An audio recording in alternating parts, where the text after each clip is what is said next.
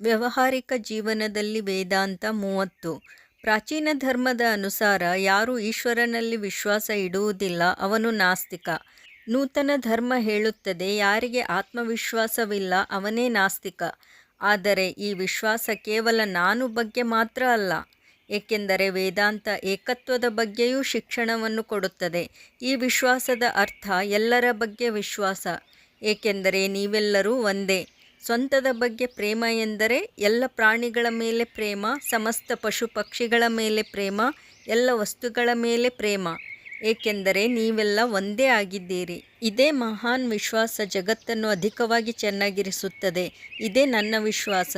ಯಾರು ಸತ್ಯವಚನದಿಂದ ನಾನು ನನ್ನ ಬಗ್ಗೆ ಎಲ್ಲವನ್ನೂ ಅರಿತಿದ್ದೇನೆ ಎನ್ನುತ್ತಾನೆ ಅವನೇ ಸರ್ವಶ್ರೇಷ್ಠ ಮನುಷ್ಯನಾಗಿದ್ದಾನೆ.